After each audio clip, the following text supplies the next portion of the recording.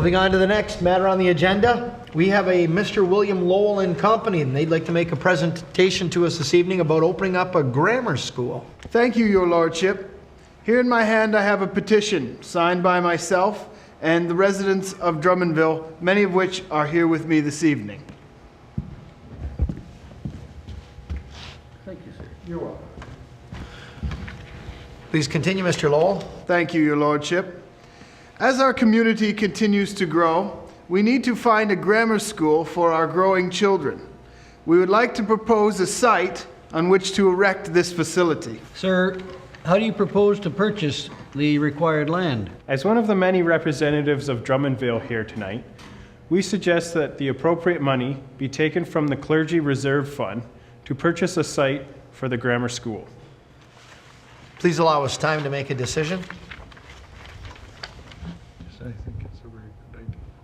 It's a tremendous idea. It's an opportunity for our young children, and we should really think this over seriously. All right, we're in agreement. Great. Well, we've reached a decision, Mr. Lowell. After hearing your presentation, we've all agreed to carry the motion forward. We'll be committing £871 and 4 pence. That will be used to purchase a site at or near Drummondville. At that time, we're going to appoint a committee to do a selection site, and within 2 weeks, we will make a decision. Next order of business. In the 1850s, early 1850s, there was no school in the entire area that we would now call a secondary school or a high school. And it gradually began to be seen that this kind of institution was becoming increasingly necessary. The council understands that the committee has made a decision on a location for a grammar school. We propose that the Leonard property is best suited to our grammar school.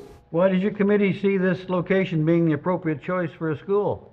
Well, the Leonard property has nearly 20 rooms, is located at a center point in Drummondville, and has been unoccupied for quite some time. Property hasn't been used for a time. We'll possibly reap some tax benefit from that property as well. Well, that's great. We We agree then? Very well. Very much so. Okay, great. The council agrees with your recommendation, and we approve the purchase of the Leonard site. Okay, all right. Richard Leonard was quite an interesting fellow who had quite a distinguished military career. He was born in England in 1776. He joined the army when he was 20, saw a fair bit of action at various sites in Europe as well as North Africa. He came to Canada in 1805, eventually becoming a member of the 104th Regiment. Leonard saw a fair bit of action during the War of 1812, including the Battle of Lundy's Lane, which was fought on July 25th, 1814, in and around what is now Drummond Cemetery. So that would have included the site of present-day Stamford Collegiate. Richard Leonard died in 1833. He was buried in what is now called Drummond Hill Cemetery, on land that he had actually defended 19 years before.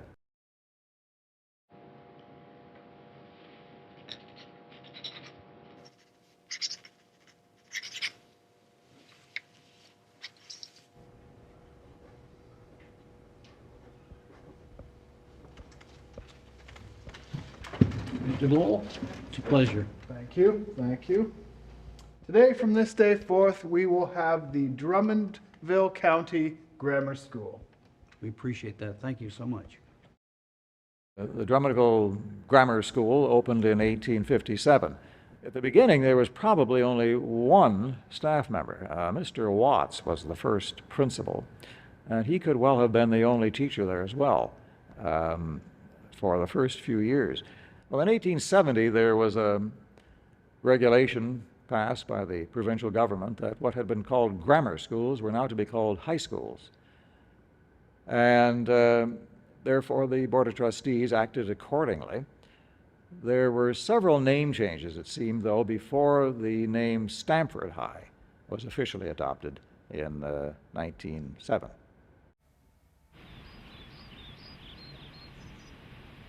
For some time, it was discussed among the city of Niagara Falls and Stamford Township to have a joint school. Instead, in 1893, Niagara Falls opened their own school, best known as NFCBI, For nearly 65 years, those would be the only two schools in the area and would forever be rivals. Around the time that Niagara Falls Collegiate opened, Stamford, with its growing population, required more room. A new red brick square building was built at a cost of $8,000.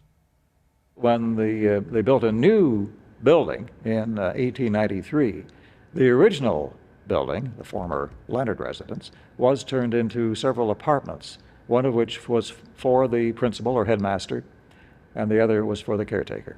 So certainly by 1893 on, the principal did live on site. By the turn of the 20th century, the city of Niagara Falls was in need of a hospital.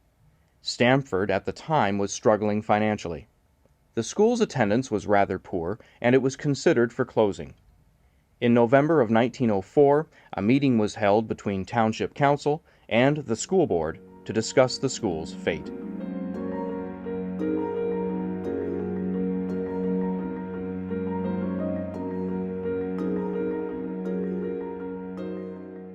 I would first like to thank the Council for allowing myself to speak on behalf of Stamford this evening.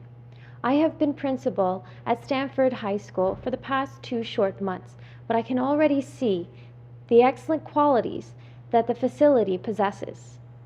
It would be a shame for this to end now, and I encourage the Council to allow Stamford to continue in its tradition. Thank you. Thank you, Ms. Fitzgerald. At this time, if anyone wishes to add anything further, please do. Or this council will convene momentarily to reach a decision. Sir, you have the floor. Within the 3 municipalities, there are only 2 high schools to educate our children. Closing one would inconvenience the students of both schools and cause the remaining school to become egregiously overcrowded. Thank you for your deliberations on this matter. This council supports the board's wishes to keep Stamford High School open and will search for an alternative location for a hospital. This meeting is dismissed. Stamford was saved. The city of Niagara Falls would later open their hospital on Jepson Street, and with already having been educating children of Stamford for 50 years, the school would continue to be able to do so under the guidance of Miss Eliza Fitzgerald. She was the first female, I think, to go to Queen's University, I think. I'm pretty positive about that. And no, she was a very progressive lady, highly intelligent. A.N. Meyer was certainly a major influence on the school. Albert Nicholas Meyer, quite an interesting fellow, a man with great vision. He became principal of Stamford in 1908. At a time when it seemed as though the school might close. The inspector for the area at the time felt that the school was no longer financially viable and in fact it should be closed. However, he withheld the recommendation when A.N. Meyer became principal. A.N. Meyer actually approached the inspector and asked for some time to see if he could turn the situation around. And he did. He introduced new courses. He brought about an increase in the standards of the school then, which encouraged more pupils to attend. He lobbied the board for new facilities, one of which was a gymnasium, which the board did finally build in 1915. He was a very dynamic man, well-liked man, certainly a very well-qualified educator, and as we mentioned, a man of great vision. So all of these qualities helped turn the school around, and Stamford had a future after all. A.N. Meyer was a student at Stamford, that's right, during the 1880s. He was a member of the graduating class of 1889, along with 2 other gentlemen who became prominent educators here as well, John Marshall and James Morden. All 3 of these men, Morden and Meyer and Marshall, have schools named for them. Nearly 25 years after retiring as principal of Stamford Collegiate, Albert Nicholas Meyer would be honored with his own high school. During A.N. Meyer's 25-year reign as principal, he would encounter 2 of the 20th century's greatest global events. World War would break out in 1914, with Canada and Stamford joining the fight. For 4 long years, Allied forces would bombard the Germans with everything they had. Thankfully, the war would officially end with the signing of the Treaty of Versailles in 1919. Stamford would move forward, like it always had, and into the roaring 20s the school would go. There was a major addition to the school in 1922, as I recall. They added quite a large wing to the rear of the 1893 building. By that time, in the 1920s, this area was prospering and had been for some years, actually. One reason for that was the establishment here of a number of hydroelectric generating stations down around the falls. And as well, the construction then of the what is now known as the Sir Adam No. 1 generating station at Queenston. So all this hydroelectric development brought a lot of people into the area and helped the area prosper. So that in turn, the increased population of the area brought about an increase in the school population as well. From the beginning to the end of the decade, the population of Stamford Township would double to 6,790, and the schools would go from 142 students to 460. This required the school to undergo two major additions. The first one would come in 1922, and A.N. Meyer would have to persuade Stamford Township Council to provide the necessary funding in order to build the new addition. The 1915 gymnasium was torn down to make room for 4 more classrooms, an auditorium, and another gymnasium. The second addition took place in 1929 and turned the school into a U shape. Stamford had now achieved collegiate status. Stamford was no stranger to major changes or additions, and with the area's increased hydro plants, this would allow more extracurricular activities. Clubs were introduced at Stamford in the 20s and included a choral club, debating club, literacy club, and an orchestra. In 1925, Stamford would publish its first All About Us yearbook. 3 years later, another one would be published, and a tradition had begun. After 1931, possibly due to the Depression and later the Second World War, it appears another yearbook was not published until 1946. On October 29, 1929, a date that would forever be known as Black Tuesday would send the world into a global depression. With the stock market crash, many people were out of work, and money was often hard to come by. I think one thing, we were fortunate, my family, we always knew we had a big garden, and also my grandfather had a grocery store. So we knew that we were going to eat. The Depression certainly had a great impact on the school and, of course, the community at large. One comment I've read about that period was the fact that graduation had little meaning because the majority of the graduates had no jobs to go to. And people had been really hurt financially. And to get a job, you did everything you could to get the job and to hold the job. Everybody was in the same boat. There weren't too many people that were working. And it's very difficult if you have to take help from outside. Well, being on the farm was just the best spot because you could grow your fruit and can your fruit for the winter. We lived better than what they would in the city. A lot of the city people would come out and get overripe fruit and stuff, we couldn't ship. Circumstances were very negative, and yet I think it strengthened our characters too. Stamford remained strong throughout the Depression, but, like everywhere else, the school felt the impact. The school's music department was in great need of brass and reed instruments, but there was no money to purchase them. The unemployment rate would continue to skyrocket throughout the 1930s, and the lack of jobs kept some students in school, even though they had fulfilled the necessary requirements to graduate. Students would not let the Depression dampen their spirits, and they would learn to occupy their time in the school with the new clubs, such as the Rifle Club. The Rifle Club was introduced at Stamford during the 1930s, along with the introduction of fraternities and sororities. The Rifle Club used the football field as their shooting range, which would later be moved to the basement of the school, which is now used as a weight room.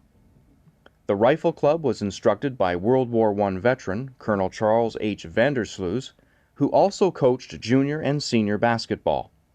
Each cadet was provided with 100 rounds of ammunition per year by government stores. Stamford boasted 2 fraternities when they started in 1930. They were Gamma Sigma and Alpha Kappa. Throughout the years, fraternities and sororities would be an important aspect of students' lives. Different ones would be introduced, and in the beginning, to join, you were only required to attend classes regularly. That would change throughout the decades, and students would have to be asked by a member in order to join. By the mid-1980s, fraternities and sororities would cease to exist. In 1933, with fraternities and sororities becoming a popular social activity among students, A.N. Meyer would retire as principal and be replaced by Harold Jameson. And he was strict. There's no fooling around there. He was a good, generous fellow. He appreciated the work, the kids did. If they got in trouble or they get suspended, they knew that, so that didn't happen very often. I credit him that I went back to school. He let me leave school in May, but on the condition that I come back into grade 12 into special commercial. And I've always had deep respect for him. He was recruited by Ottawa, and he left, and I understand he was the person that devised the curriculum that the servicemen could go on for higher education when they returned from the service. At the time of A.N. Meyer's retirement, overseas Adolf Hitler and his Nazi party had come to power. This madman would be responsible for getting Germany out of the Depression and bringing the world to war for a second time. A single man would lead a country into a war that would kill millions of men, women, and children across Europe. On September 1st, 1939, the Nazis invaded Poland, and 2 days later on September 3rd, World War was declared. 1 week after the world went to war, Canada joined the fight overseas. I had a brother who was found missing for 7 months while we were at Stamford, and that was but he was found, and but everybody had these little things, so it was sort of a family thing that almost everybody would have someone they knew in their families. I remember the assemblies where they announced the names of the students who had died. That was a very sad time. I remember the rationing and the fact we didn't have any gasoline, so I had to ride my bicycle to school. I think you understand how these people in the Canadian Army feel about their young men being overseas, and some young women too. We were so young at the time. I was 13 when I started high school, and most of us were about that age. Maybe 13 or 14. We all really wanted to get into the service. That was our dream, that we could get in and win a Victoria Cross like the first week, and the second week maybe get another one. That's how naive we were. We did first aid and home care, and I got a certificate in that, and just aircraft recognition, all kinds of things that kept us busy. It was compulsory to go in the Cadet Corps, and we did take a certain amount of first aid training in the Cadet Corps, and of course marching and all that stuff, but first aid training was mainly the only thing of any value that, as I look back, I got out of that. The cadets were terrific, and I was a lieutenant of a class older than myself. So it was really, and we paraded around the southern part of Niagara Falls, and everybody clapped, and it was a great thing. We all had to participate in the Cadet Corps. I marched up and down Drummond Hill. It was kind of an amusement, and I guess physically good for us.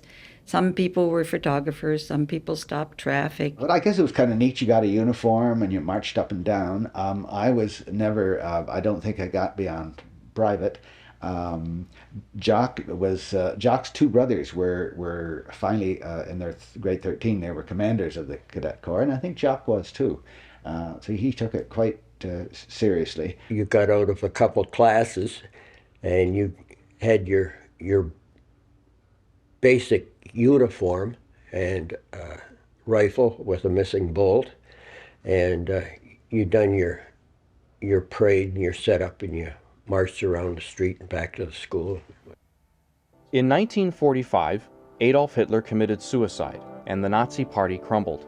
War had ended, and for those troops who survived the hardships, they returned home and tried to get back to their normal lives.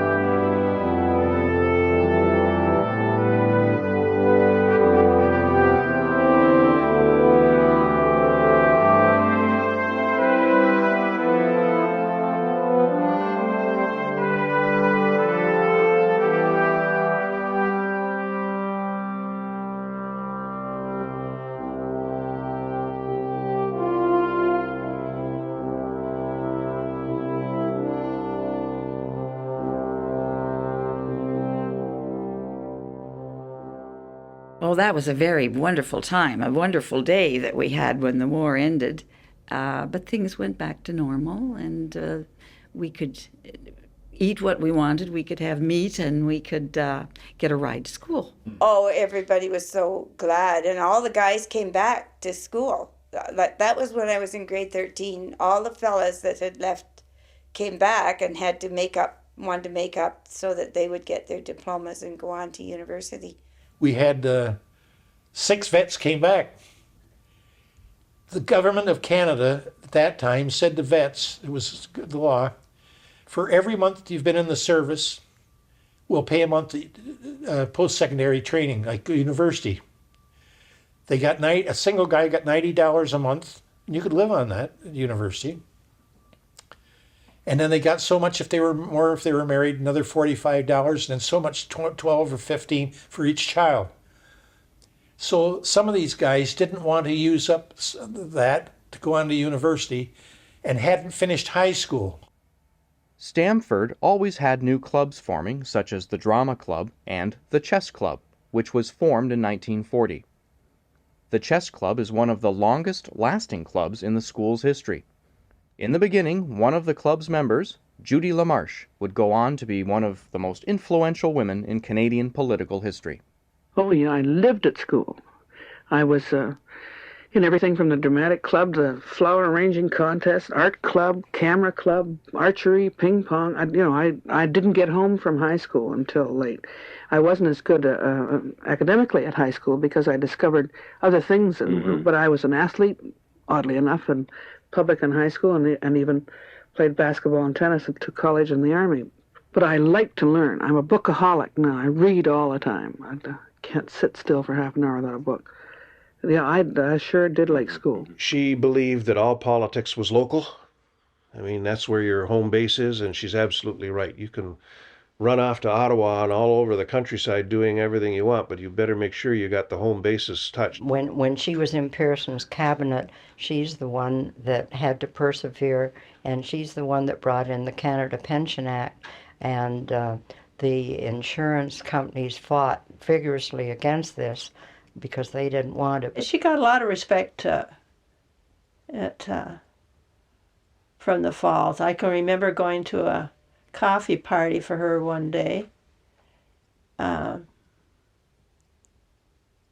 she was a great lady. Well, Judy lived on Corwin Avenue, and she was just somebody that Barbara when she was walking to school. Judy was probably a decade older, or maybe even a little bit more. So she knew her from when she was a little kid. Judy would, small town, everybody knew everybody, especially on the same street. So she knew her forever and admired Judy. Judy was, she was a woman with gusto. She lived life to the full. She was beloved in all circles in this town, especially the ladies of this community looked upon her as one of the first real advocates for a changing atmosphere for women growing up.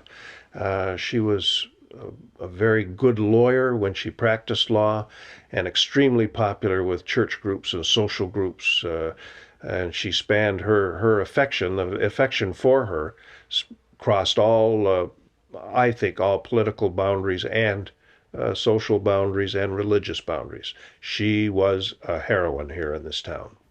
Judy LaMarche received several dedications in her honor by the city, including a street, a school, and a room at the public library. Judy was an athlete in school, and even though she graduated in 1941, Stamford already had a sports tradition for more than 20 years. Part of probably one of the greatest football era that Niagara Falls probably knew. Football games when you were playing other high schools in those days was a huge, big thing. School was dismissed at noon. You had a pep rally. Everyone was dressed in orange and black. Stamford was rated higher than Niagara Falls, I think, but they never won a football game. I don't think the old time was there. We had a lot of farm boys who were in good shape. You know, of course, those kinds of activities were great. You know, team sports and doing things not only with you know, the school team, but doing with your class teams.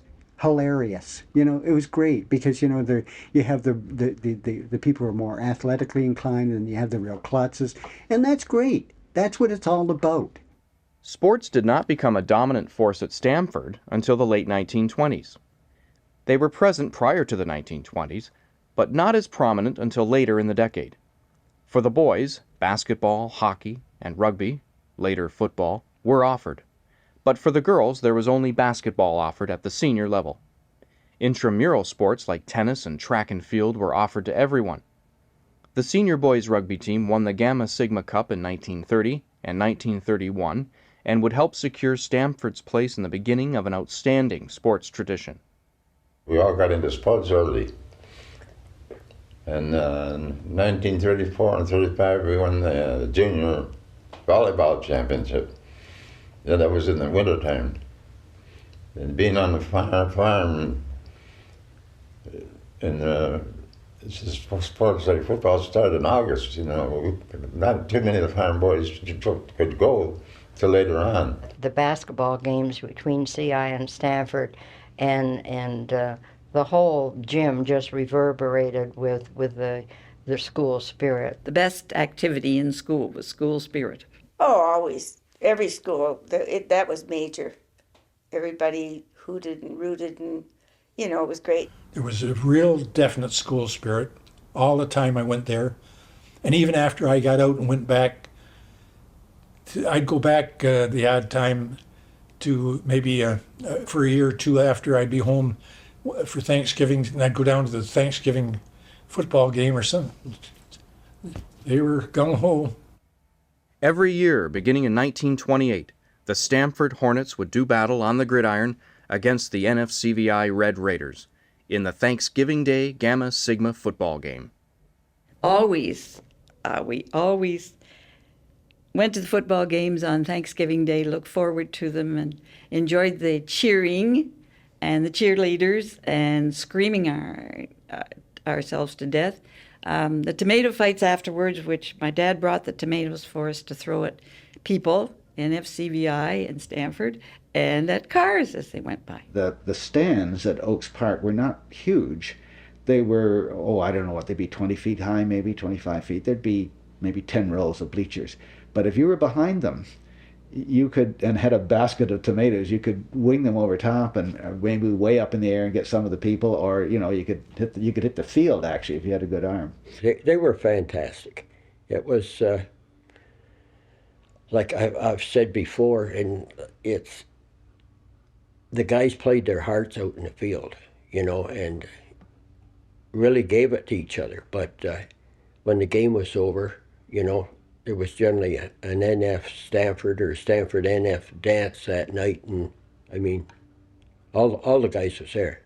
So it was, you know, it was left on the field. It was just like a medieval carnival atmosphere. There was a battle going on the field. There was fun in the stands, and just a really good time. No real problems. If you had a convertible, you were a hero. You'd decorate your cars. And again, it was especially in the two high school era, in the 50s, before Wesleyan and Meyer came into being. I mean, it was a tremendous rivalry. If you didn't experience, you couldn't imagine just how passionate people were, one side or the other, for their allegiance to either Stamford or NFCVI. Yeah, it was a great time. Lots of fun. The school's sports were prospering every year, but that would all change once a man named Jack Long entered Stamford. Jack Long has been credited by many as making Stamford sports what they are today. He was a great man who took pride in physical education. He will forever be remembered as an influential part of Stamford's history and always a Hornet. Stamford won the Dominion of Canada track championship twice, I believe. And one of the big meet was in Montreal. And he arrived there with all of the guys. I don't know, because I was not on the track. I did try out, but I wasn't on the track. With all of these guys, and Wes Washington was a sprint star. And he got to the hotel, and the guy said, "That guy isn't coming in here." And John said, "Okay, nobody's coming in here." And they turned it around. I mean, this sounds weird today, but this was 1951, 50, 51, 52. And I always thought that was quite something. I mean, this is what I mean by going beyond sport, by beyond just being a coach. A brilliant football coach, and had certainly was acclaimed by American university coaches. He sent a lot of good kids to American universities. He sent some of the Stamford players to the pro ranks, especially in Canada. I don't know of any that played in the NFL, but I know that there were Ticats that played for John Long. Kind of a father figure to an awful lot of the guys. He was smart. He was,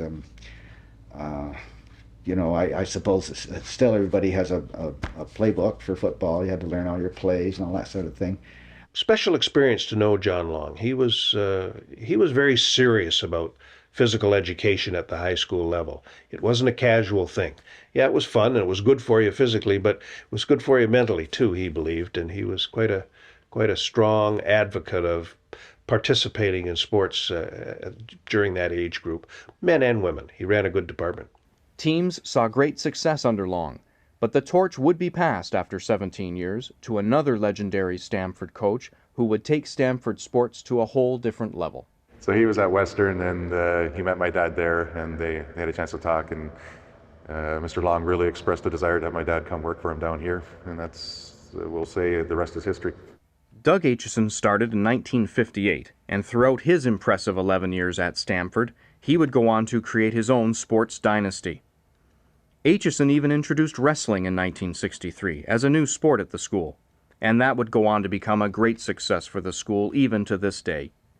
His dominating football teams in the 60s won 3 championships in 1964, 1966, and 1967. From 1962 to 1968, his football teams went 42, 6, and 3. I can come in this gym every day and see the family names sitting up there, and it's just kind of reaffirms to myself what teaching's about and the values my dad had and what I should be bringing to Stamford every single day to try to match that. The school also saw great success in female sports. In a typically male-dominated environment, girls stood their ground, creating an equally successful arrangement of sports teams. The girls' basketball in the 1960s, under the guidance of Marg Newton, went on to have over 60 consecutive wins, and the girls' basketball teams won SASA championships in 1959 and 1969-70. Girls' sports would continue to dominate over the years, and they even had a girls' football team in the mid-1980s. In March 1975, the greatest Cinderella story in Stamford sports history would play out. Under Coach Bob Cool, the team posted an overall record of 32-5 for the season. Despite their record, Stamford did not make it past the Zone 4 final. A twist of fate would give them the opportunity at the provincial championship. A team from Thunder Bay was unable to play because of a teacher's strike, and after defeating Dennis Morris, Stamford qualified. They fought their way to the final, where they defeated Sault Ste. Marie Bawatting Collegiate 68-64. Well, that was what was so much fun about it, too. I mean, really, they were the extra team that got in, and they kind of was, it really was the Cinderella story. They weren't expected to even get by the first round, and they just kept winning, and then strange things happened during that thing that got them to the next level, and then the final game was like so tense you could hardly hold on to your seat by watching it. It was great. Most memorable, without a doubt, had to be our 1975 All-Ontario AAA basketball championship. Like, that was something that even to this day probably ranks in all the things I've done, certainly in the top 5 of achievements and memories, and I thank the school for that. This was Coach Bob Cool's only provincial championship during his long and illustrious coaching career. 32 years later, this feat has not been repeated by any other high school in the city of Niagara Falls. We had a really strong girls' athletic program over the years. I remember we had an Ontario soccer championship team, and we also had very successful girls' basketball and volleyball. My most memorable moment has to be my SASA championship with my junior boys volleyball team. I took my junior girls to SASA. We had won our zone championship here, which was special in its own right. The SASA game we lost, but the bleachers were full at Governor Simcoe. Half the bleachers were full of Stamford people supporting us. And after the game we lost in overtime, they gave us a standing ovation. And kids were running out, coming up to the girls saying, "I never knew you could play like that," or "You guys were so great, so special." And I was standing back with the other coaches going, and this was in a loss, going just how important it was that the kids had that kind of support from within the school. And that really, really touched me and made me really, if I was ever in doubt I was a part of Stamford, really tightened me up at that point. At the same time Stamford was dominating the local sports scene, they began to dominate the school's stage. I remember the musicals. Bruce J. had a musical every year, and the practices were at noon hours, so I was able to stay and participate.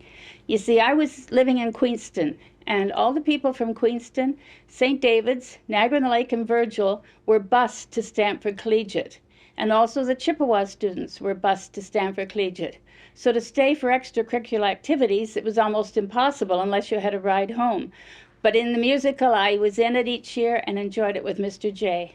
The theater presentations that were put on were absolutely, I've seen ones done today.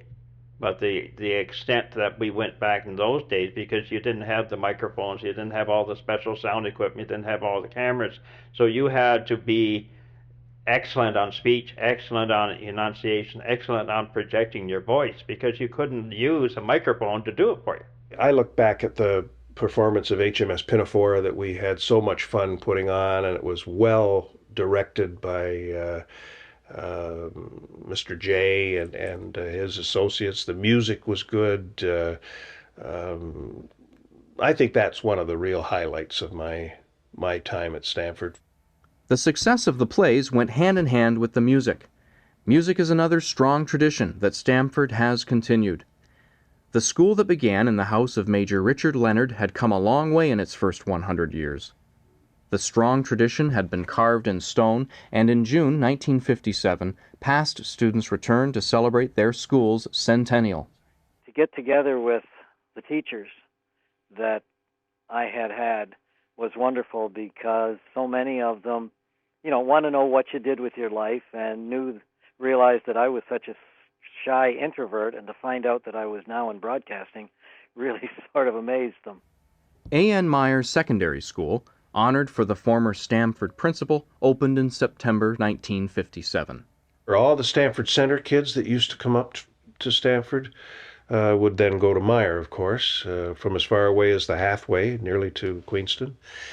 And so it made quite a difference. But it needed to happen. Stamford was very, very crowded. We were in portables outside. We had, I don't know, 4 or 5 portables by the end because of overcrowding. I think the way they divided up the boundaries just automatically took them there. And it was funny because a lot of kids from Chippewa ended up going there. And I always thought, well, Stamford's got to be closer than West Lane, but I guess they wanted to populate the school because I think they actually built it before there was a great need for it out there, which was probably good planning. Stamford would see major changes continue after their centennial celebration. The overcrowded school would have students leave for West Lane, which opened in September 1960. And around this time, Mr. Douglas Ainsley ended his run as principal. He was very formal. We called him Tucker.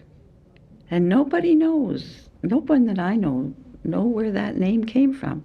But we all called him Tucker. And he was kind to us all, and we respected him. He was very strict, and it was interesting for me because Jock Ainsley, one of his 3 sons, became a very good friend of mine during that period. Mr. Ainsley would be succeeded by his vice principal, J. Norman Small. The principal of my time was J. Norman Small, who was a quite a rigid disciplinarian, a nice man, but he ran a tight ship. There was no fooling around under his watch. I always found him to be fair. He was very quiet. He wasn't a flamboyant man, from my recall, but I always thought he was fair. He was, at least to myself, I thought he had a quiet, calming presence to himself. He was a very nice, personable man. His son, in fact, was in my class. And I think he had a great influence on the school. He was well respected. Mr. Small, much like A.N. Meyer did, would lead the school when it went through a massive renovation. In 1961, Stamford would have a $790,000 addition built on, and $110,000 in renovations to the existing building. All of the 1893 building and part of the 1922 addition were torn down. The Leonard House would be moved up the hill, and 11 classrooms, 4 shops, a gym, a home economics room, 6 other rooms for classes, a cafeteria, and other necessary rooms and facilities were added.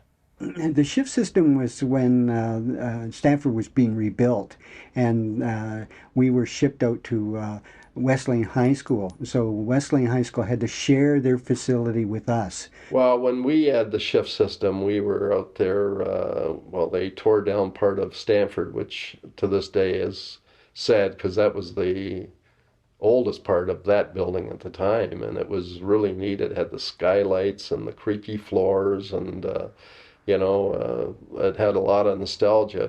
It was a different time of day. We had to get up very early in the morning, catch the bus, and I remember being freezing at some times. There was a little hiatus while they got the buses in and out, and then the West Lane kids had to go all afternoon until about 5 or 5:30 before they were finished. So that was the shift system. I think the Stamford guys and gals, we got the better of that deal, I think. I personally found the shift system very difficult. It's hard to get to school that early in the morning, especially when you have the long distance to go. So the big difficulty, of course, was self-discipline, so that you'd not waste the afternoon doing fun things, but actually did your homework. And it was cold, and it was a long ways out. And I was lucky because my good friend Mike Collins had a Volkswagen bus type of thing, like a delivery van, and he'd drive us in the cold days, but he had no heat in it. So sometimes we didn't know what was better, walking in the cold or riding in this icebox. But yeah, it was a bit of a pain. Having an English class on a stage, and the drape is between you and 2 other classes that are out in the auditorium, and you say, this is nuts, and so, how to focus, and then, sharing lockers, and, it was just a madhouse. The shift system proved to have challenges, but once again Stamford students remained very strong and kept spirits high.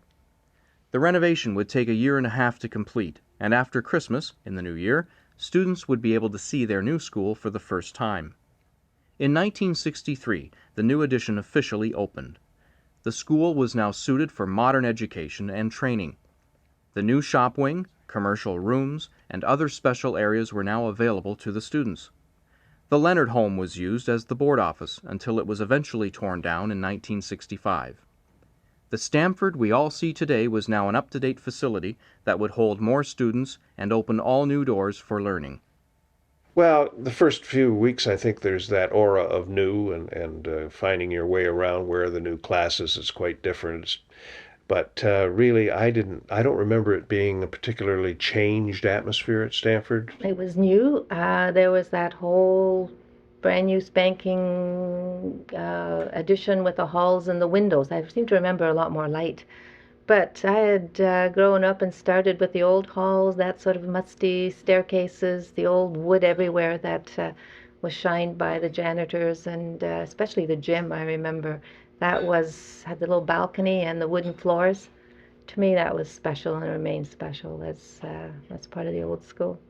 You know, to me I was nearing the end of going to school for me at that time, and it just wasn't the same. It was too, what's the word, industrial feel to it. It was kind of awesome because the school was so much bigger.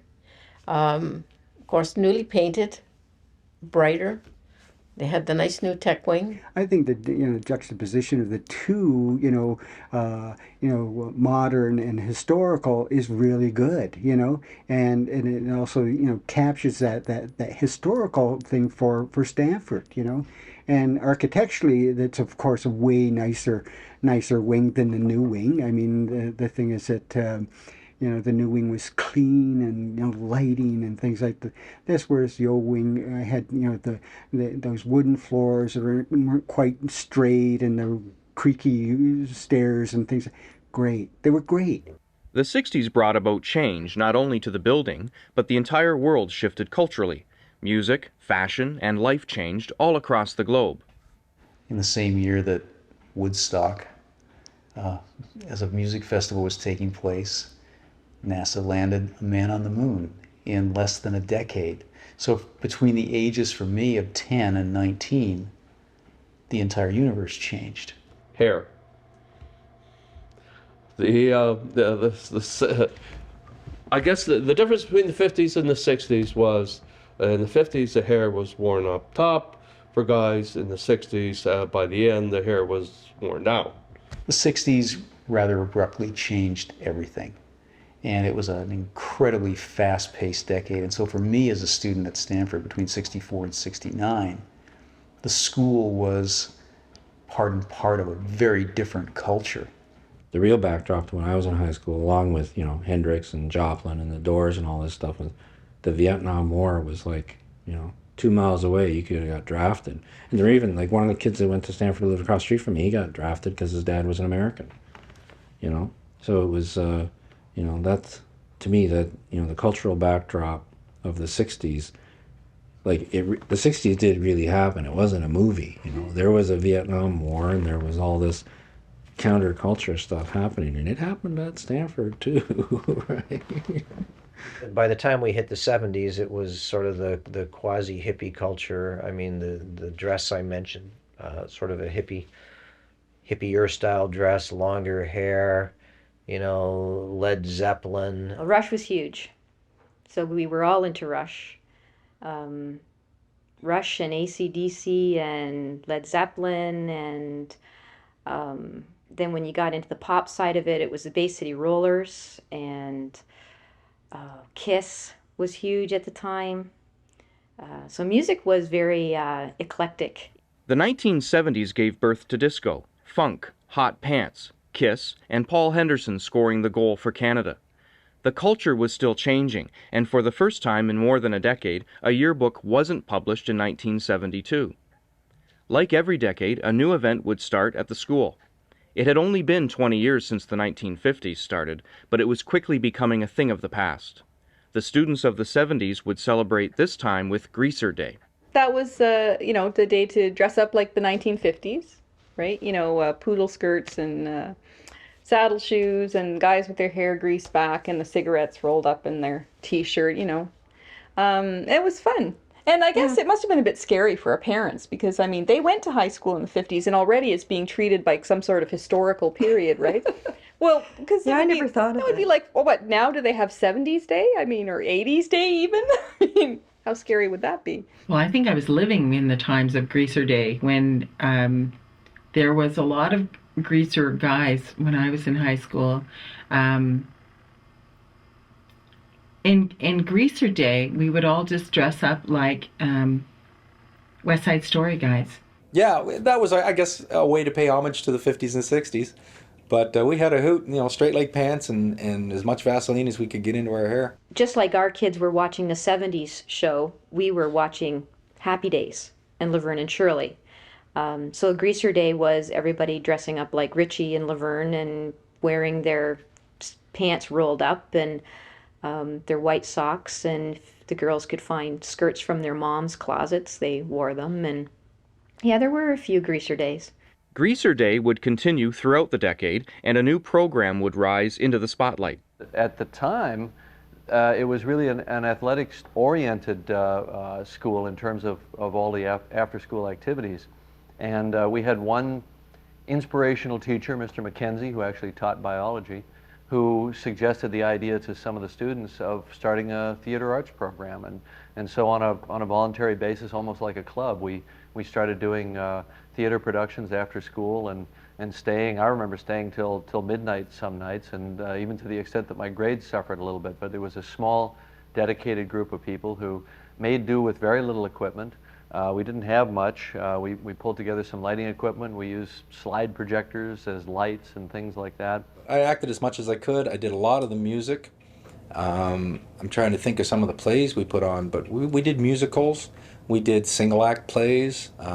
We did whole music evenings in the vein of the psychedelic era. I was in one play where I played a hooker. That's the only thing that I remember. I remember getting dressed up very provocatively because it was a very interesting play, and there was 3 girls that we had to dress up very provocatively, and my father was appalled. The theater arts program would put on several productions, but when the snow would fall, the staff and students would shift the fun outside. Stamford always had a winter festival sometime in February, and that was kind of one of my fond memories as well. We would do a number of outdoor activities and try to make the most of a situation. You know, not everybody likes winter, but they kind of made it fun, and you know, you could kind of cope with it. I think it was a week, and I remember there was a dance and things involved with it. The biggest thing I remember about the festival was the ice sculptures that we did out back, and I remember one year somebody did a dinosaur, and it was a gigantic dinosaur, and they did it all on the football field. It was sort of our version of the Quebec Winter Festival, I suppose. And that what I remember the most about it were the ice sculptures. We had some really amazing ice sculptures, and I think there's some pictures of those floating around, and for some reason there's one of a gorilla that sticks in my mind, and I don't know who did them. I just remember walking outside and seeing these things and being absolutely blown away with. We did snow sculptures. I remember that because I had this real fun time with the snow sculptures, and I don't know whether the camera can see it, but this was from 1970, where there was a gorilla and a whale and a mouse going into a house. It must have been fun. I mean, I remember being part of it because of really enjoying the sculptures and that kind of thing. But it was a big week-long, I'm sure, activity where we did fundraising and we had activities outside, and these were all watered down to be forms of ice. So the back football field was just filled with it. I remember doing some hot chocolate and that kind of thing. The Frost Festival continued until the early 80s. One challenge Stamford faces every winter is heating such a large school, and this responsibility lies in the school's 2 massive boilers.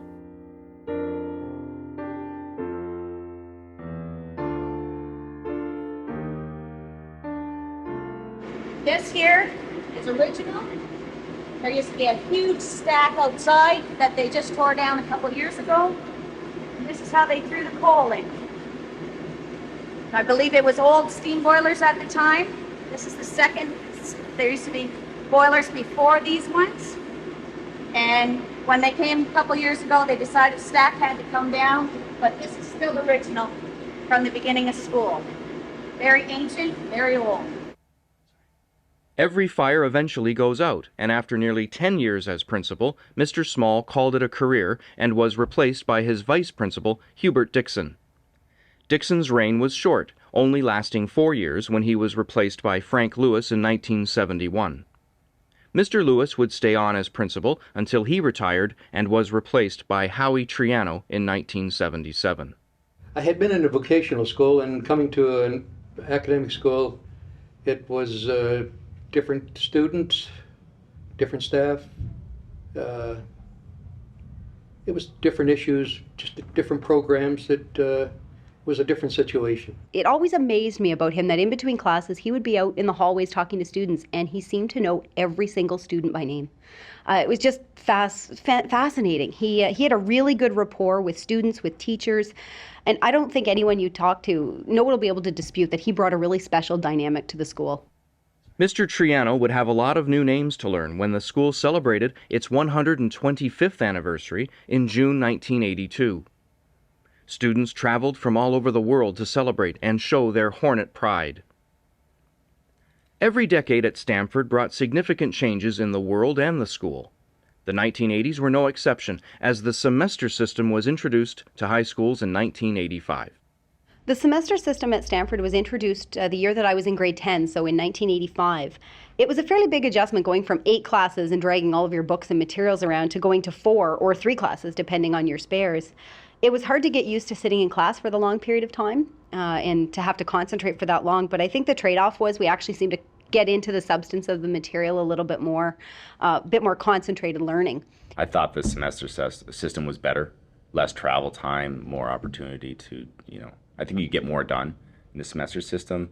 It depends on the level of the group that you're talking about. Certain levels, it's better to have, a shorter period because of a shorter attention span.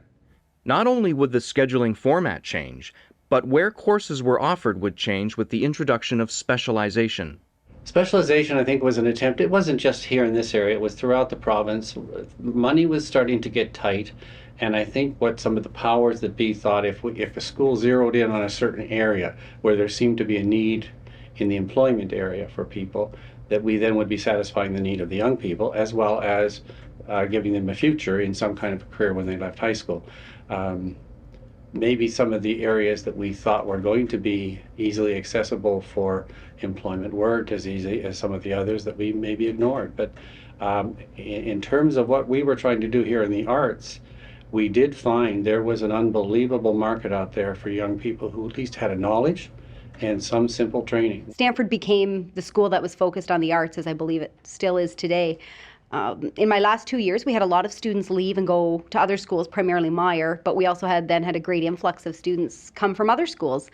It brought over both physical and educational changes to the school. One of the shops downstairs on the bottom floor was turned into a theater, a drama theater, and we put on some great productions, one of the first being a musical called The Tempest. Specialization was still a viable undertaking when I left in 1997 because we had gathered the statistics, and I knew that our student population at Stamford at that time was around 650, and a good number of those students came from A.N. Meyer and from West Lane Territory because they wanted to come to our school for the specialized programs.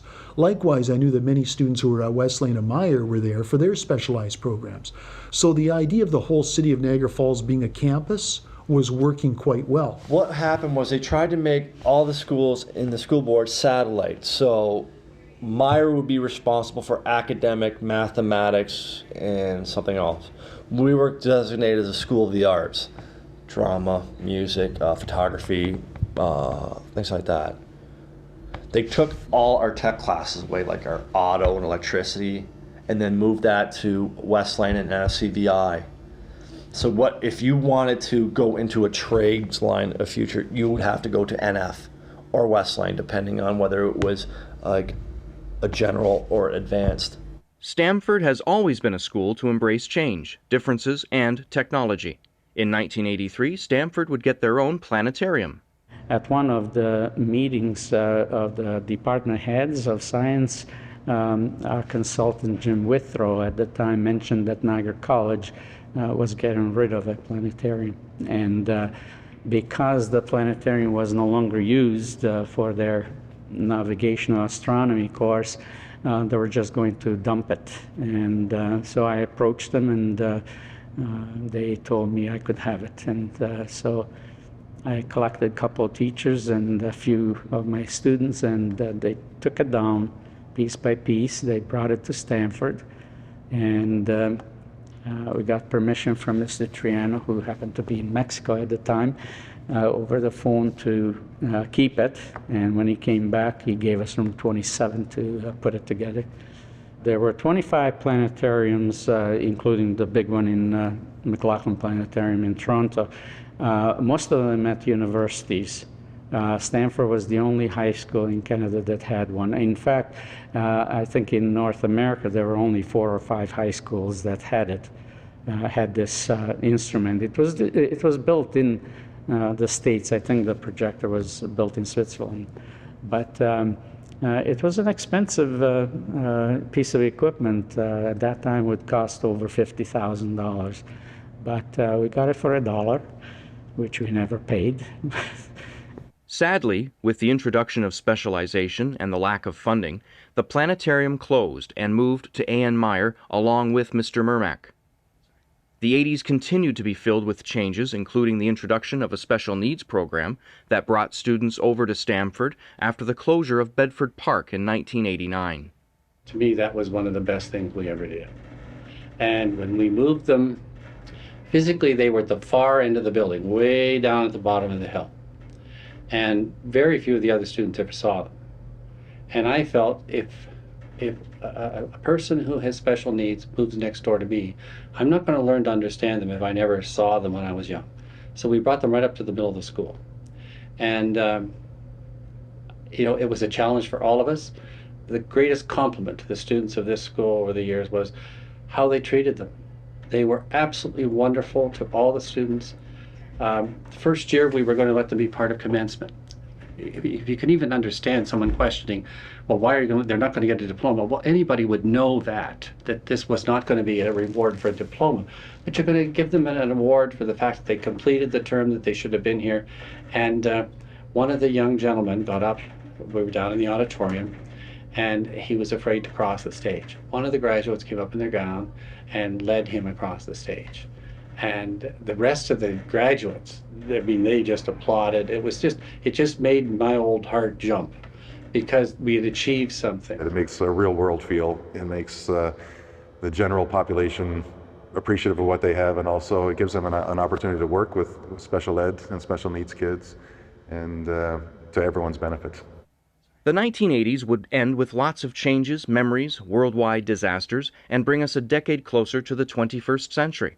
The 90s would begin on a sad note with the passing of Stamford alumni Barbara Frum in 1992. Frum, born Barbara Rosberg, entered the world on September 8, 1937. Her family owned Rosberg's department store on Queen Street for nearly a century. In 1951, Barbara started at Stamford Collegiate. Well, high school for her was a very happy place. She enjoyed being there. She was very good at it. She ended up being class president and valedictorian of her class. And her marks were very good. So I think she was very happy there. And she always won the public speaking contest. She was she was extremely good at that. I know she was a very good public speaker. I think she won an Ontario contest for public speaking. After leaving Stamford, she studied history at the University of Toronto. She married Murray Frum in 1957. We had our first child and then started to build a house, which I still have. So she was kind of busy for the first couple of years after, I'd say the first 2 or 3 years after graduation, basically being part of a married couple, a young married couple, doing all the normal things that young married couples do. Barb was offered co-host of the As It Happens, and that turned into a 10-year gig. You know, whether she's talking to a dictator or a warlord or a gun runner or whatever, she was asking the straight question and calling the bluff and speaking truth to power and doing all those things that have to be done. As It Happens was so free-flowing for her. Like what she loved about As It Happened was she could do stories that made people laugh and made her laugh. She loved to laugh. And so that was really her home. She felt so comfortable there. But they put it to her in a way that was a challenge, that, if you don't do it, you'll always be sorry, and this is a whole new opportunity, and it's important for the country, it's important for the CBC. So I remember the discussions, and where she agreed to do it, and then the Journal turned out to be as big a hit as It Happens. It was the right moment, and she just hit people the right way, and so that's where she ended her career. She was just so professional and so astute, very popular with, I think, a broad range of people watching the scenario. The fact that she's influenced Stamford in a number of ways and influenced Canada is a true honor for Stamford. Barbara was an important part of Stamford's and broadcasting history. She sadly passed away on March 26, 1992, after an 18-year battle with leukemia. She will forever be remembered. I think it impacted the entire city of Niagara Falls because of her roots in this area. The closing down of Rosberg's was sad, and I think it did bring a lot of attention to the fact that Stamford has graduated some pretty impressive, successful people. In 1995, Barbara Frum was honored by her alma mater with the Barbara Frum Communications Center. The press, a lot of press, and I remember a lot of kids coming because they were fascinated with those who were going to be here, the Bob McAdorys and the Frum family, and of course James Cameron was going to be here, and a lot of press from all over the Niagara region, including from the States. And so it turned into a big day, and of course we had politicians and people from the community that are all important to the school, and people who have come here as students and then of course taught here or retired from here and so on. The opening was, I guess, a bit of a gala affair. It was impressive, and the studio changes were dramatic. I think it gave a boost to the tech wing that it needed. Kind of the opening of the tech wing, or the opening of the Barbara Frum Communications Center, kind of legitimized the work that the tech department had been trying to do, and gave them a proper venue for a lot of their courses. And that, I think, was a really helpful transition for them. The event was a great success, and students continue to take advantage of the excellent facilities. Only 2 short years after the dedication, one of the attendees would find himself in the worldwide spotlight. Our first year was the year that he won the Oscar for it, so it was a huge deal. And everyone was running around with, like, James Cameron, like, mania. And some of, like, our students met him down on Clifton Hill when he was here. And I also think it opened our specific class's eyes to the possibility that we could really do anything we wanted to. But what I think it did for Stamford was it put Stamford from this little school or this little community of Niagara Falls. When you look in the big scheme of things in the world, what's Niagara Falls compared to Toronto or Paris or London or Madrid? But the fact of the matter is, James Cameron, one of the greatest producers, directors, and writers in the world, comes from this school. He gives a sense of pride, which is what we want in our kids. So it had a tremendous impact on this school, because he's one of us, and he'll always be one of us. So, you may have a person making $40 million a year instead of making $40,000 a year, but it's the one thing they'll always have in common, and our kids at this school always knew that. Titanic sailed off into box office history as the school prepared to enter the 21st century. The Y2K bug would turn out to have no effect on the world as we counted on into the year 2000. Every decade has an event that stands out in people's minds, and the morning of Tuesday, September 11th, 2001 was no exception. I remember walking down the hall and someone came up to me and told me, some plane just crashed into the World Trade Center. And I'm like, okay, that sucks. You don't really think about it. Like, I thought it was some pilot who maybe had a few too many, whatever, it was an accident, you know? But then you hear, okay, there's a second complaint and it's, you know, it's terrorism. People started talking about how, you know, if they were smart terrorists, they'd hit Niagara Falls and wipe out all the power. So there was the fear of business class, the fear of getting pounded for being a grade 9, and the fear of getting hit by an airplane. We really did become scared. It was scary in a number of ways because, of course, the rumor mill hit and everybody was talking about they're going to hit Niagara Falls and what if it hits our school and you know, a plane crashed into our school. And so you had to kind of be strong with the kids to say everything's okay. Meanwhile, inside you're going, I wonder if everything's okay. So for the first number of days after the event, it was pretty scary and the kids were very upset and there was a lot of talk about it. I remember opening up my room for discussion a number of times just to sort of try to put kids at ease to say everything will be okay. We went to New York, we went all around New York, we went to the site of the 9/11 and it was depressing to see the area. All the damage that was done to even the surrounding areas is just incredible, just tragic thing. There was even solicitors selling photo books of the day, the stuff that happened on the day. Stamford would again move forward, and over the next 6 years, the school would continue to prosper with their school plays like Clue, Dracula, Sleepy Hollow, and Bye Bye Birdie. The birth of a film festival, to the building of a fitness center. Stamford has survived Confederation, 2 world wars, the attempt of a madman to take over the world, and the Great Depression. For 150 years we have triumphed during the good and become stronger during the bad. As that 150-year mark approached, Stamford would be struck by loss again, as another one of their famous alumni would pass away. Born July 24, 1935, Bob McAdory attended Stamford in 1949, and during high school he would work for a local radio station. During the 1960s, he worked for 1050 Chum, and after leaving the station in 1968, he found work in various radio stations around Toronto. It wasn't until 1980, when Bob started at newly formed Global TV, that his career really took off. He was once fired from the station, but was quickly rehired after viewers wrote in letters of protest. Bob worked at Global for 20 years before his retirement in July 2000. He spent his final years in Niagara-on-the-Lake and passed away on February 5, 2005. Many principals have had the pleasure of guiding this school in their own unique way through the first 150 years. As the staff and students prepare to celebrate its 150th anniversary, they will continue to be guided. So far, it's been amazing and wonderful. A lot of new names to learn. That has been my biggest challenge because we are the biggest school in District School Board of Niagara. We have a total of 1,200 people in this building, including staff.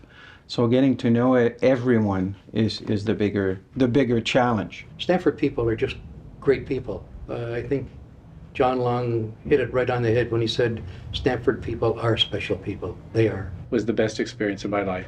And I must admit, 3 months after I got here, I asked to move. It was such a change. Obviously the move was refused because the person who was my superior knew that I'd be fine. The overall enjoyment of teaching is getting up in the morning, smiling, coming in, enjoying your work, going home with a smile, because kids make me laugh. I know this is for the reunion, and I really hope that everybody has a great time and have had the chance to reminisce and really validate a lot of the things that they remember. And while the school is different and the place looks different, it still has the same heart. Stamford continues to breed successes with every new student gracing these halls. Whether they are the next James Cameron, Barbara Frum, Judy LaMarche, or Bob McAdory, it's one thing that all students have in common. They are Hornets, and will all put a sting on history in their own unique little way. For the Hornets of the future, always remember, be proud of our tradition.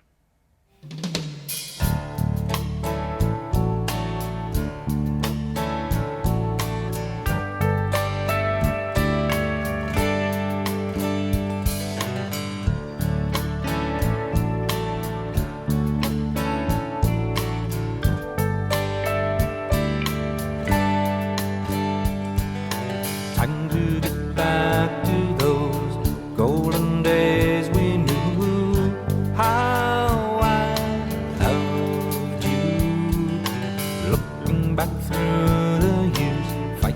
back all those years. Thought I knew you. You took the time to do all of those things we knew. You couldn't care enough. Thought we were tough enough to see it through. Now I'm not with you. Take me back to golden days.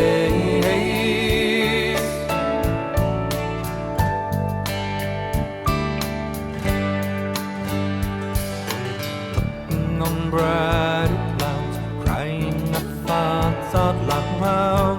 How you hurt me. Thought that it didn't show. All of your friends would know how it should be. You couldn't take the time, find out what's on my mind. Lost in what we could need. Oh, how two hearts can bleed into the night till we get it right. Take me back to golden days.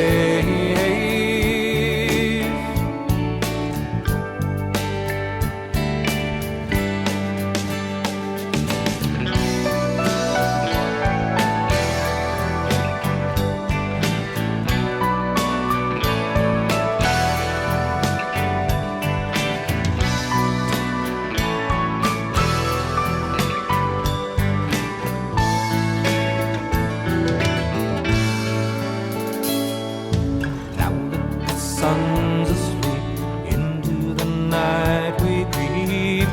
Oh, how lonely. Resting on younger days, memories in a haze.